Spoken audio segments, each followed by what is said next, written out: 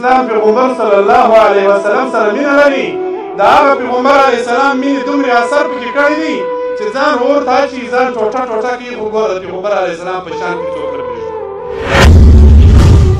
ګورې زموږ راجران ور نه خرڅوي تاسې د امارت غیرتمنې خبرې واورئ د دې خبر ورکړی وو د دنیا کفارو ته وایي که دا ظلم پر افغانستان باندې بند نه کړي د نن مخ په ایسته موږ خبرې دلته سره کوو ورته جنګ اعلان موږ ته یوه لار بله پاته نه ده چې موږ دا خپل مظلومان ووینو د هغه یوه لار راپاته ده چې پر ځان باندې بم بوټو کړو او ورسو د کافرانو په مابین کې ځان پټاو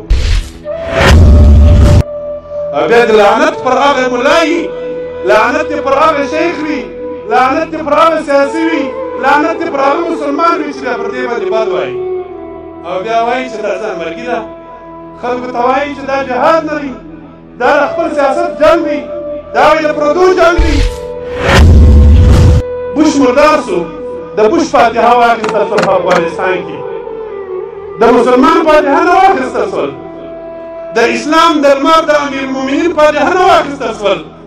د بوش فاتحه هغه مردود رذیل عبدالله واخیستل هغه ته خلک نه وایي چې دا پردی دی هغه ته خلک نه وایي چې دا د بل غلام دی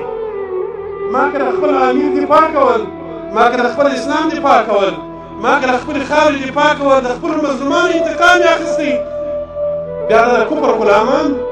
دا د زوړغ ورلړي بیا دا خبرې سره کوي چې دا د بل جنګ دی او د پردو جنګ دی مسلمانان وګورئ موږ داسې افغانان یو غیرتمن قوم یې الله غیرت راښولی دی او دا امارت اسلامي باندې دا اخري خبره ده درته وګورئ مه بدګمانه کېږئ اوس دلته طالبان یې سره اخته یي پرون زه یو ځای تللی وم کچلاغ کې یو چا قصه راته کول د یو بل تر اوسه پورې سم سړی اوس پر دا خبرې کوي چې طالبان خرڅوي نن سوله روانه ده دا مجاهدین خرڅوي دا د شهیدانو وینې خرڅوي وایي نن دا ګورئ مسلمانانو یاد ولرئ یو سړی به خاین سي په دا ګرد امارت دوه به خاینان سي موږ چې به دا زرهاو مشایخ و علما لرو په امارت کې دا یو لا پر د خیانت په سترګه ورته ونه ګوري دغه چې دلته ناست دي زما دې قسم د الله په ذات کې که پر یوه دا فکر لرم چې ما دې خرڅ کړي چې دا څه دلته ناست دا موږ نه خرڅوي تاسو مه بې اعتماده کېږئ پر دې خپلو علماو دغه قربانۍ چې موږ ورکړي دي دغه علماو هم ورکولې چې دا ما ورته ځان ورته اچولی دي پوښتنه وکړه دا کوم عالم ځان ورته نه دی اچولی سره درته ډېر علما په دې شانو کې ستړي دي زما او ستا خو د جنګ یو علاقه او ځای معلوم دی د دې هر سړی دښمن دی دلته موږ شیخان شهیدان نه کړور دلته موږ علما شهیدان نه کړور د دغه جهاد او د دغه دین پر سر دغه زموږ علما ته نه وټکول شول دا علما موږ نه خرڅوي د امیرانو نه خرڅوي پام کوئ دا د غیرت خبرې نه دي چې یو سړی د دنیا فرعون د صلح لپاره غاړه ایښې ده موږ بیا هم د جنګ اعلان کوو دا څوک شهیدان کېږي چې د ځان پردي نه بولومه که مو پردي بلل بیا دلته تاسو ته نه راتلو دا علما نه درته راتلل موږ دا هر بچی هر مجاهد د ځان ورور بولو د ځان انډوالی بولو پر دې علماو باندې مه بدګمانه کېږئ الله دې صلح راولي دعاوې کوئ خدای دې نور دا مظلوم ولس د افغانستان د دې ظلمه څخه خلاص کړي الله دې نور دا کافر جاهل زموږ د ملک څخه پسې واخلي نور موږ د الله د دې امتحان تاب نه لرو الله ته ډېر خواستونه کوي دا مسلمانانو ستاسې د دعا او برکات دي دعاوې کوئ خواست کوئ الله ته زارۍ کوئ چې الله نور موږ د دې ظلمه خلاص کړي د ټول دنیا د کفارو څخه د ټول اسلامي ممالک دې الله خلاص کړي موږ د یو اسلامي ملک په بده نه یو خوشحاله چې زموږ په بده نه یو خوشحاله نو مسلمانانو انشاءالله اخري وخت دی الله دې د دې خلکو قرباني قبوله کړي الله دې د دې شهید پلار کې وي که کورنۍ کې نور مور وي قریبانې وي رب العزت دې هغه مقام چې د بدر شهداو ته ورکړي الله دې دې او د دې اولاد ته ورکړي وګورئ د دې شهیدانو لارې ټینګې کړي ډېر لږ وخت دی موږ به کفارو ته دا ښکاره کوو چې موږ ستاسې د ظلم پروا نه لرو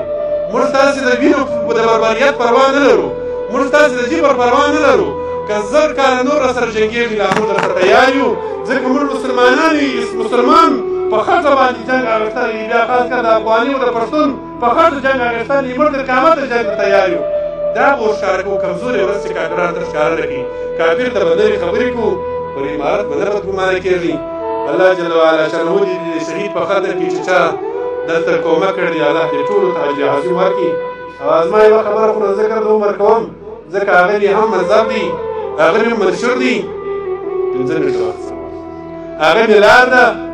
نو هغه زه ګرد عمر کوم ځکه زه خلکو ته وایم چې نن وخت کې جهاد او مذهب دواړه مهم دي دا دواړه سره پر بغل دي که موږ تاسې خپل د اسلافو تاریخ وګورو دلته نږدې د علمای دیوبند تاریخ وګورئ چې څومره قرباني پر جهاد ورکړي دي د عمر قرباني د امام ابو حنیفه رحمه الله پر مذهب ورکړي دي لکه څنګه چې د وخت د انګریز مخالفت کړی دی تاسې د علمای دیوبند کتابونه وګورئ د عمر د وخت د انګریز د غلامانو د غیر مقلدینو سلفیانو وهابیانو پنجپیریانو مخالفت هم کړی دی په هره زمانه کې علماو دا خدمت کړی دي او دا فتنه لکه کفر چې نن موږ سره دا جنګ کوي چې د توپاکو د تورې د تیاري زور دی دننه د اختلافاتو دپاره دا جنګ روان کړی دي چې راسه سلفۍ سه د امام صاحب پر مذهب بد وایه احناف مشرکان بوله امارت د مشرکانو اډه بوله العیاذ بالله اوله ورځ چا راته ویل وایي دلته مې یو چا ته د امیر المؤمنین شیخ الحدیث هبت الله حفظه الله هغه بیان ور واستوي چې هغه وایي چې په افغانستان کې به وابۍ او پنجپیرۍ نه پرېږدي دا بیان یې زما سره جیب کې شته درته هغه وایي که به وابۍ او پنجپیرۍ ولیدي پر دا خوله یې وهي چې بله خوله پکې جوړ